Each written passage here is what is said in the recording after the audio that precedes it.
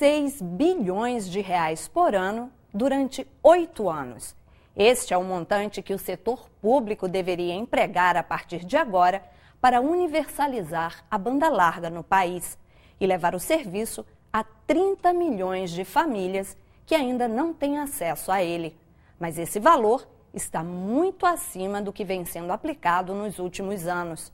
De acordo com o relatório da Comissão de Ciência e Tecnologia, o dinheiro está disponível nos fundos setoriais, FUST, Fistel e Funtel, que juntos arrecadam mais de 7 bilhões de reais por ano. A campanha Banda Larga teve o privilégio de se encontrar com a presidenta Dilma em diálogos que nós promovemos antes no processo eleitoral, e ela falou claramente em universalizar o acesso em banda larga e disse que até 2018 seria possível estender rede de fibra ótica, não é banda larga móvel, rede de fibra ótica em 90% do país, com velocidade média, ela fez questão de frisar, de 25 megabits por segundo. Então, sem colocar o regime público e liberar o FUST para isso, como é que nós vamos conseguir isso? Porque o dinheiro que as empresas têm não vai ser suficiente para fazer isso. E a gente precisa do dinheiro do FUST e outros recursos, Funtel e etc., para alcançar pelo menos a metade dessa meta que foi apresentada. Muito se diz que a lei atual, ela tem uma barreira, ela impede que os recursos do FUST sejam utilizados para ampliação da banda larga. Na verdade, o que impede que os recursos do FUST sejam utilizados para ampliação da banda larga não é a lei do FUST, mas a opção do governo federal em prestar esse serviço unicamente em regime privado. Já que o fundo é um fundo de universalização, ele deve ser utilizado para um serviço que tem esta obrigação de universalização.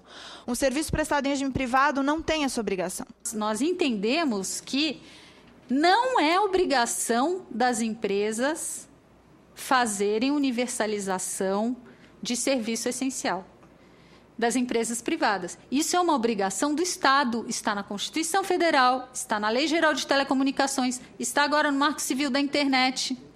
Né?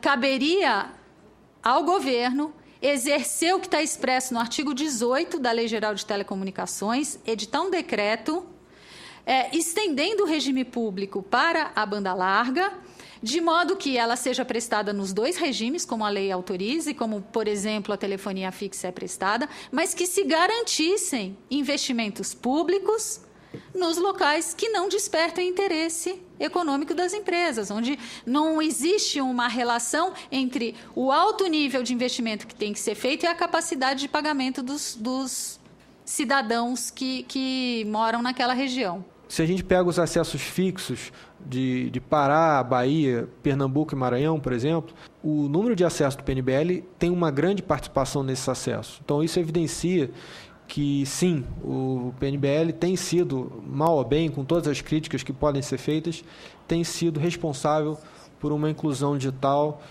voltado para os estados com menor renda e, historicamente, com maior déficit de serviços. Então, uma síntese das políticas que estão planejadas e que já estão em andamento todas as cidades brasileiras, todas as 5.570 cidades brasileiras já têm telefonia celular desde dezembro de 2010, todas terão banda larga móvel até 2019 e, especificamente para a área rural, foi feita uma licitação em 2012, de forma que telefonia e banda larga rurais estarão disponíveis até 2015 numa área de 30 quilômetros, no raio de 30 quilômetros, a partir dos limites de cada localidade sede municipal. Essa política voltada para a área rural vai resolver muita coisa, mas não vai resolver tudo.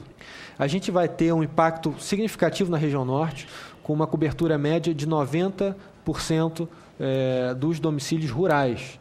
Mas ela não resolve tudo.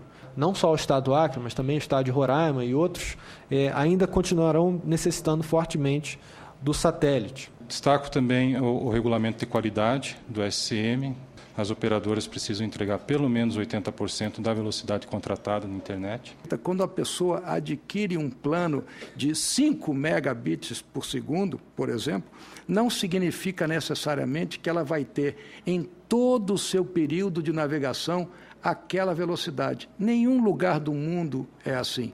O preço do minuto do celular do Brasil caiu mais da metade e o tráfego cresceu 43% nos últimos anos. O brasileiro gasta, pelo IBGE, 1% da sua renda média de telefone celular por mês.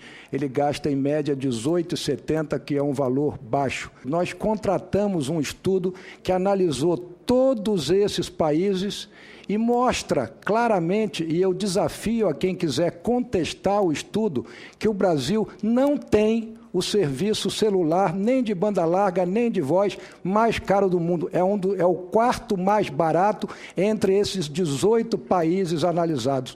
O que ocorre, senhores, é que está aqui o relatório anual de 2013 da Anatel. No final do exercício, não são os dados nossos, isso é Anatel. O valor médio do minuto, de acordo com os planos de serviços homologados, variava entre 1,20 e 1,40 sem tributos. Na prática, no entanto, esses valores são influenciados por uma série de promoções. No terceiro trimestre de 2013, o preço médio do minuto da telefonia móvel era de 15 centavos e não 1,20, 1,40. No dia 27 de novembro, os senhores lembrem, a UIT vai novamente divulgar os preços e ela utiliza os dados de 1,20 e de 1,40. Não representa a realidade do Brasil. A banda larga móvel é a segunda mais barata entre esses países analisados. E como é que se pega? Download de 300 mega com impostos em dólares.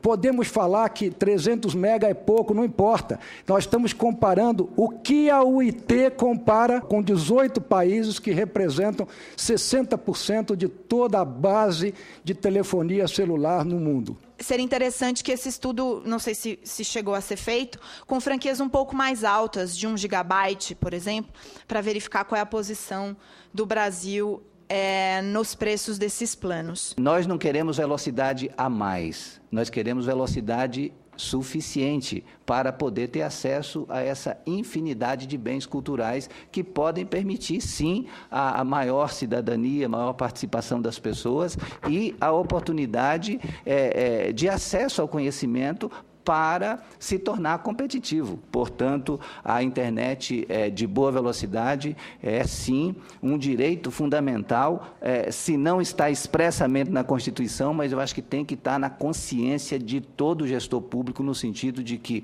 ou a gente garante esse direito a todos, ou a gente não vai estar promovendo a cidadania do povo brasileiro. O Em Discussão fica por aqui. Você pode rever este e outros programas pela internet. É só acessar o site www.senado.leg.br/TV. Obrigada pela companhia e até o próximo Em Discussão.